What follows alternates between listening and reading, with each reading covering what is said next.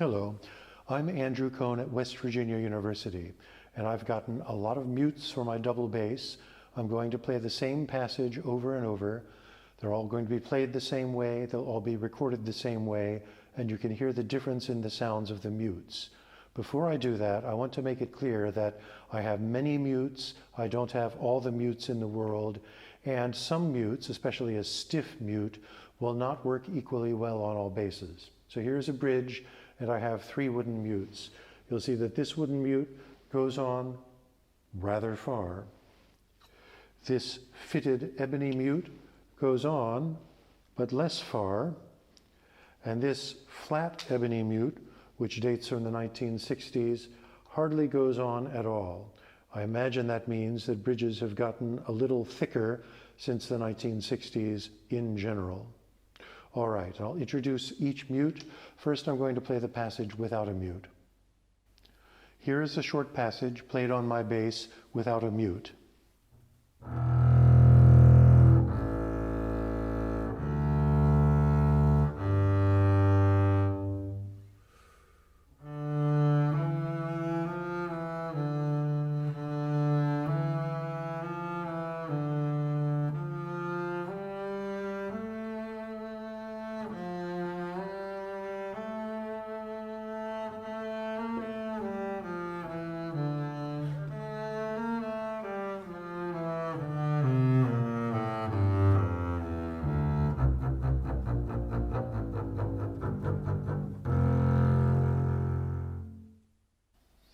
Here's the same passage with a rubber tort-style mute, manufactured by Glazel but widely available.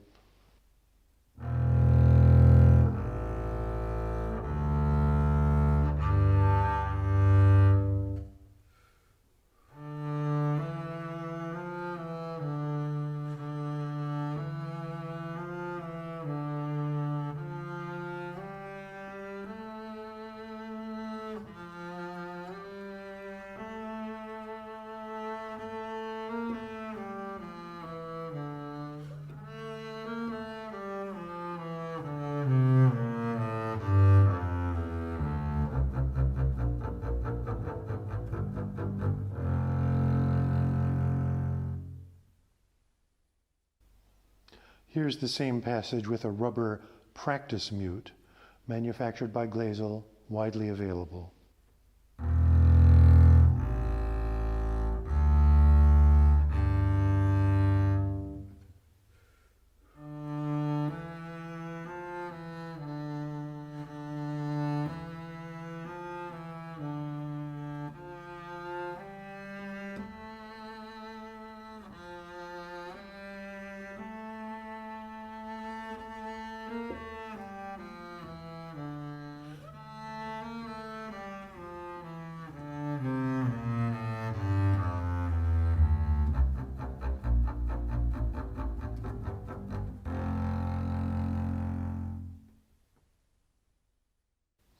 Here's the same passage played with a poly mute, which is made out of polyurethane.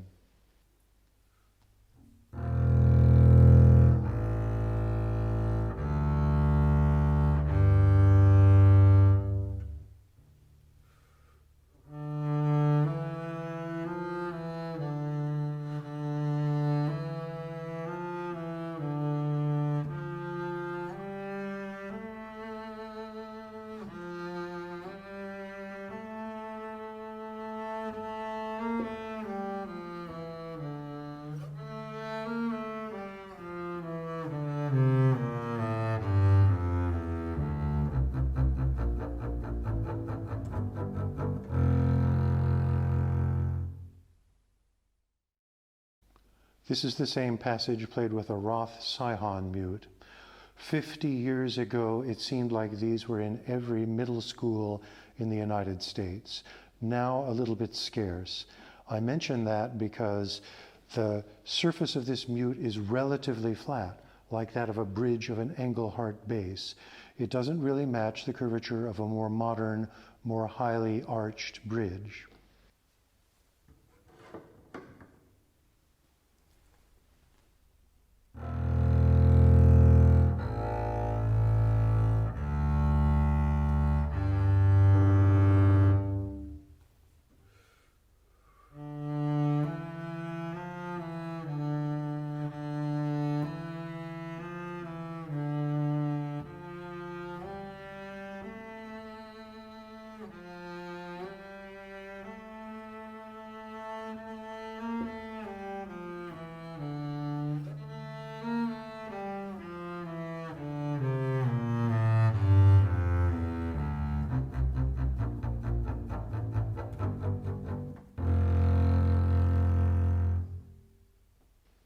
You heard a little bit of rattling there, and that rattling was because of the difference between the curvature of the mute and the curvature of the bridge.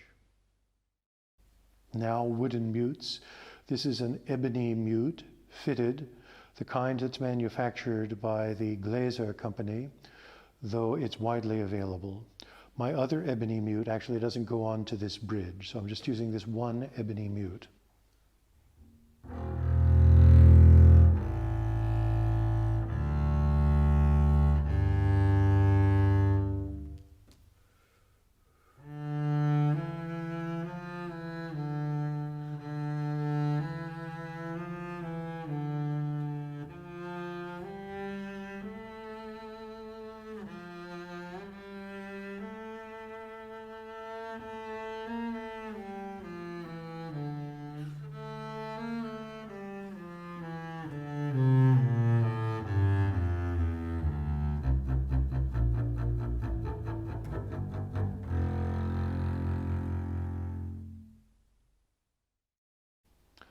Dennis Roy, who is a member of the Boston Symphony, manufactures mutes designed to fit over one string, not two strings, like a standard ebony mute.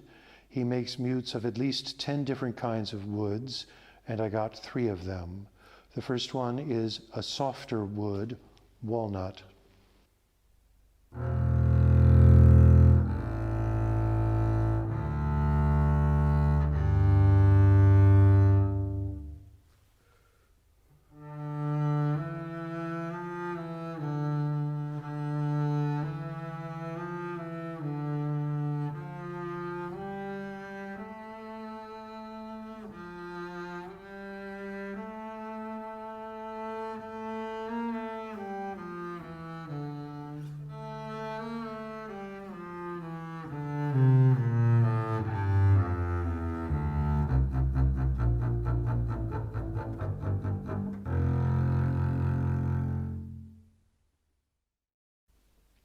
My second Dennis Roy mute is made of maple. It changes the sound slightly depending on where you put it on the bridge. I have always centered mine over my D string.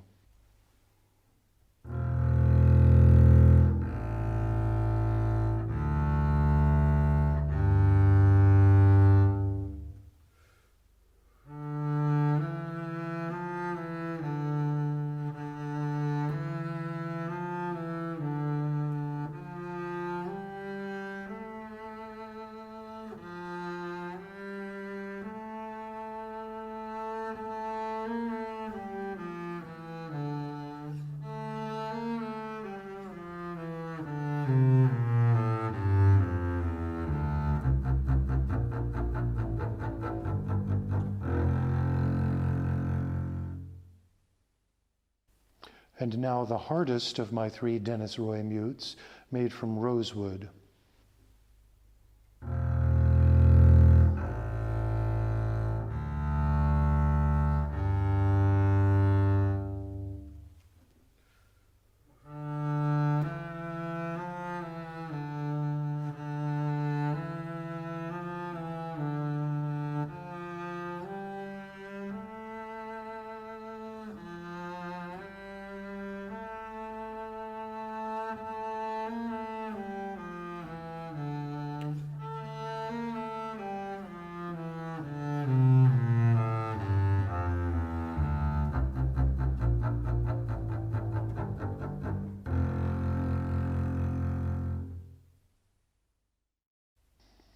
Sienna George in Long Beach, California, makes at least 16 different styles of mute in at least 7 woods. So you can do the math how many there are. I have 2. They are both the classic shape, and this is made of mahogany.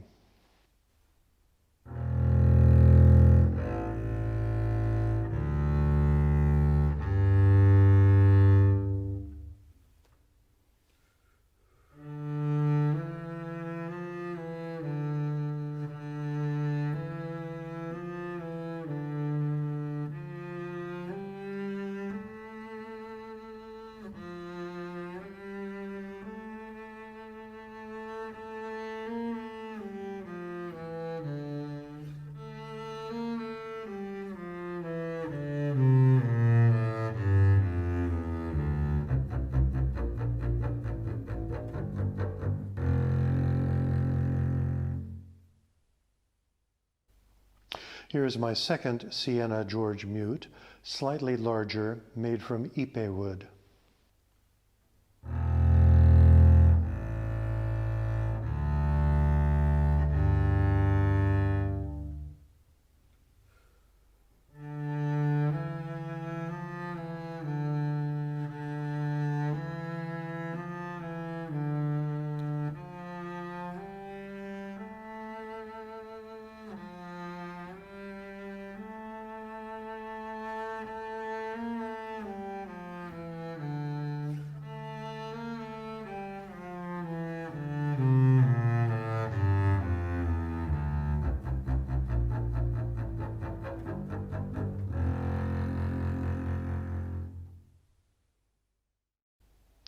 This is a leather mute made by Emma Alter in London, England.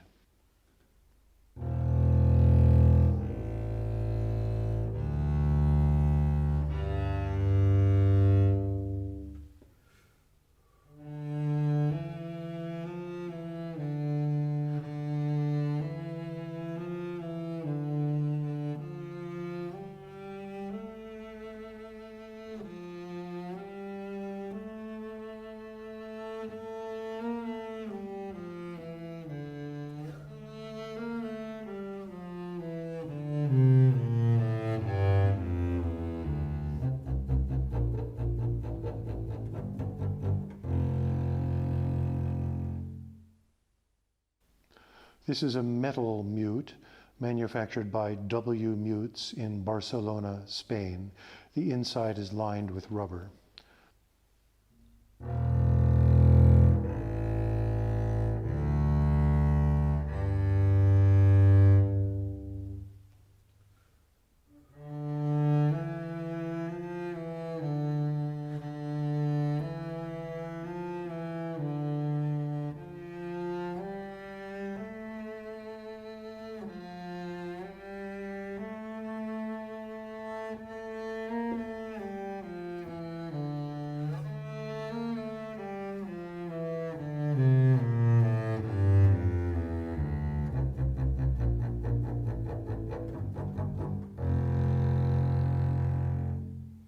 And I was curious about the possibility of using this as a practice mute, so I got two.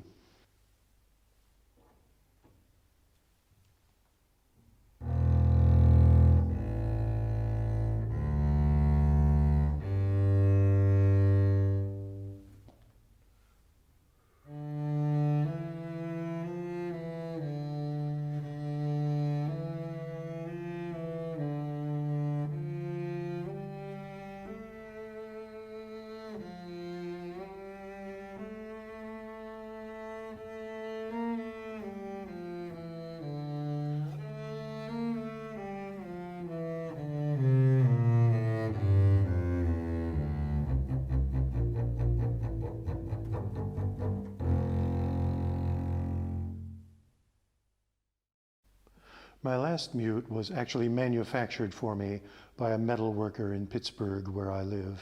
So it's a heavy aluminum mute. I had it in mind because I was looking at a score by Elaine Barkin, the NB suite for flute and bass, which calls for such a mute, which was briefly manufactured at about that time, that is in 1982.